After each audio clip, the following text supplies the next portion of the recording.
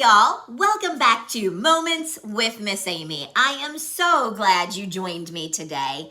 So today we're going to talk a little bit about giving and gifts because it's that time of year where everybody's like so stoked and so calm and relaxed as we go around from store to store, or busy shopping on Amazon or any of the other places like that and trying to find just the perfect gift for just everyone. No one's stressed at this time of year. This is a completely relaxed, calm time. Doubt it, right? Most everybody's like, oh my gosh, what if I forget to get something for this person? Are you serious? The delivery date isn't until then? What do you want for shipping? Are you crazy? Oh, did you see the lines at the store, the parking lot? I can't even find a place to park. And we just stress and stress. For what? I mean, really, this is supposed to be a time of giving and sharing, a time of memories, a time of family and happiness. Now, I know that we've all gotten kind of to a point that, we all expect to have amazing gifts and amazing presents, not just given to us, which, hey, come on, we all love to get stuff, right? But also we want to make sure we give the perfect gift. And how often do our feelings get just a little bit hurt if we've worked so hard to give someone something and then they're like, oh, but that's nice, thank you. And they really didn't show the response that we wanted them to show. They didn't put as much excitement and happiness into receiving it as we did in giving it, and that can happen. But also, something that can happen throughout the entire year, not just at holiday time, is when we can give a gift or do something that then turns around and makes us feel even better. Let me share a scripture with you and then we'll get into it, okay? All right, today's scripture is Proverbs 11:25. A generous person will prosper. Whoever refreshes others will be refreshed. So I gotta tell you, over the last couple of weeks, I've had some things happen where I felt like I should do something for someone else, whether giving them something or taking my time to do something for them or do something with them. And my schedule's been really kind of crazy full. And to add that into my schedule was a little, when it popped into my head. But it wasn't when I went to do it. Really? I know. I don't know what it is about doing the right thing, but when something popped into my head to do, so, for example, I have a dear friend whose family is going through some real challenges right now, and it really popped into my head to stop to see her for a few minutes. Now, mind you, I'd worked all night long, okay? I was headed home for sleep, but I just kept saying, you need to check on her, you need to check on her. Well, she's not generally an early morning person, and so I didn't want to call and wake her up, but I just kept really feeling it. So I went ahead and I shot her a text, and don't you know, she responded. She was up. So I said, hey, I'm popping in to see you. So she said, okay. So I pulled in her driveway. I came in and gave her a big hug. And I could just feel the connection that she just had really needed someone to come in, just a positive few moments. Well, that few moments for us ended up being an hour and a half. We did spend, quite a bit of time and did a lot of talking. It was really neat. We talked on various different subjects. Sometimes we laughed, a few times we cried. And it was just a great time. I left there and had other things that I had to run around and do. So I ran out, did the things I needed to. But it was incredible because my entire day, I felt more awake, more energy, healthier. It was like I kept continually getting a shot of more energy. Like I continually kept getting, that second wind. That you get sometimes. It was just really amazing. And that night, I wasn't working that night. So that night, when I went to bed, I slept phenomenal. And I thought back over it and I'm like, now this is kind of crazy because normally when I'm out working all night long like that, there's certain times throughout the day that if I don't get my sleep, I start to get shaky. I start to feel really cruddy, that I really need to have those naps. There's even sometimes that I get my sleep and I still just feel moving about the day.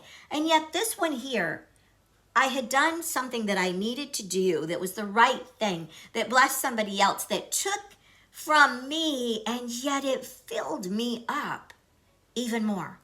And that's where that scripture to me comes into play. Whoever refreshes others will be refreshed. Now, let's jump into that a little bit though too, because there's been a lot of times over the years that I have had challenges with boundaries.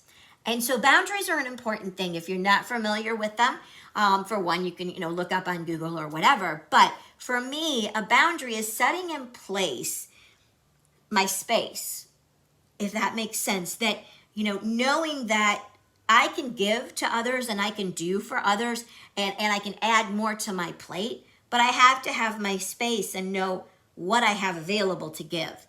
I can't be giving more than what I have available to give. And I also can't be doing something where I'm letting someone else intentionally or unintentionally cross those boundaries and take more advantage of me and my time, my energies, my resources, whatever that it may be, because that's not healthy either. So it's very important to kind of look at things when you're going to consider giving or doing more. Where's it at? Is it really something that you feel in your heart that you're supposed to do, that you're led to do? Are you doing it because it's a task?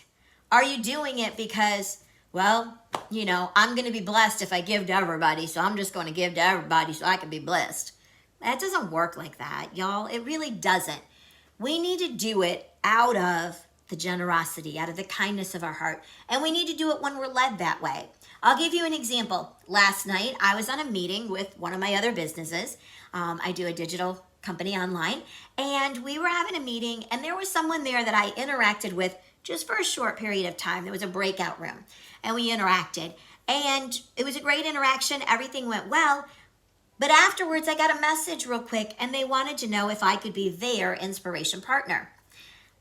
I had had a great time connecting with them, but I've already got my inspiration team. There's actually 3 of us that work together. And I took that second. Part of me was like, well, I know that I could really help this person. And I'm sure that this person could help me. And so there was that brief moment of, yeah, I probably should. And then I'm like, well, back up, put the brakes on, stop and think for a minute how full your life is right now. How fair is it that you say yes to this other person and then only give them a percentage of what you actually could? Or what would be better? Well, invite them to our open meetings that we have, and then also encourage them to find an inspiration partner. Because you know what? As we were on throughout the meeting, there were a number of different people who were saying, I don't have a partner yet either. And so those people need to connect. And I realized why it was that this person, jumped right in. Hey, could you be my partner? And come on, y'all, look at the energy that I bring. And a lot of times I do that. I'm not being prideful. I know that it takes me doing what I need to do to make me who I am so that I can bring that kind of energy to the table. And so that I can make sure that we're all getting what we need to get from each other. And if I spread myself way too thin, I can't do that. If I spread myself out to a point that I can only give everybody this much, what is the value in that? I need to be able to come and I need to be able to bring and give whatever I can. And I'm really proud of myself that over the last little while, not only have I been able to go ahead and give and to pour into others, but I've also learned how far I can go, how far I can give. And I've held myself back, and then I've offered alternatives and solutions and other things for them, where in the past I know that I would have gone ahead and overdone it, given so much and then resented, for real, y'all, resented that other person or that other situation when it was my own fault. If I hadn't have gone so far, I would not have been in this situation. So I think these are some things that I'm hoping by bringing them, by being real and honest and sharing with you, like my experiences and what I've gone through, I hope that this makes sense to you, and I hope that it helps you as you're going into these holiday seasons. Now, as I talked about in the beginning, I was talking about with gifts. So you might be kind of thinking to yourself, okay, look, your photo was a box, like you were getting a gift out of there, and you started this out talking about gifts, and now you're talking about going and helping other people and whatever. Where's the gift in that? Well, see, that is the thing. It doesn't always have to be financially. Yes, of course, it's great if we purchase something for someone, give them money, whatever. That can all be great. And there is a time and a place for all of that. But sometimes the best gift that you can give to someone else is a gift of time. A gift of time with you, or just a gift of time. If you have a young mother and you're trying to figure out, I want to bless her this year, I want to give her something. I mean, I don't know, maybe she could use some more cookie sheets or, hot mitt or, whatever. What about giving her a little coupon for, a 2-hour free babysitting so that she can go and do something on her own, And what is that coupon going to be? Is that you babysitting, or is that you paying for a babysitter? That's up to you and them. You don't have to be the one. I mean, like, maybe you don't like children. I've got some friends, straight up, y'all, that they're really honest with me. They just don't like kids. Like, that's fine. I love kids. I would be the one that's like, yo, let me babysit. Yes, please. But you know what? Sometimes with my schedule, I couldn't do that. But I could go ahead and pay for them for another babysitter, whoever it is that they use, and bless them that way. Maybe it's doing like I did, stopping in to see somebody. That was a gift for her, and it was a gift for me. Maybe it's scheduling a time to do something special with someone that you care about and someone that you love, and let them know, hey, this is what I'm giving you this year. Is a time for us together at the spa, or to go somewhere for a nature walk, or going to the movies together. Most places, if you do some checking, have got value movie times. I know with us, we have one down here that on Tuesdays is $5 movies. Best time. And you know what? It's an incredible movie. It's the new releases. It's not like we're watching something that's old. It's just that's how this movie theater does it. So you could do some checking. Get a little bit creative to be able to give someone something that isn't just going to get, oh, thanks, and set aside. But also give them something that comes from the heart. Something that has meaning. Something that creates a positive memory. Because when you create that positive memory, when you create that positive energy, it's renewable. It flows back into you. And I love the fact that when we refresh others, we are also refreshed. So I hope that this video has refreshed you. And if you haven't already subscribed, I'd ask that you would. Please don't forget to hit that little bell so that you know when my next video drops.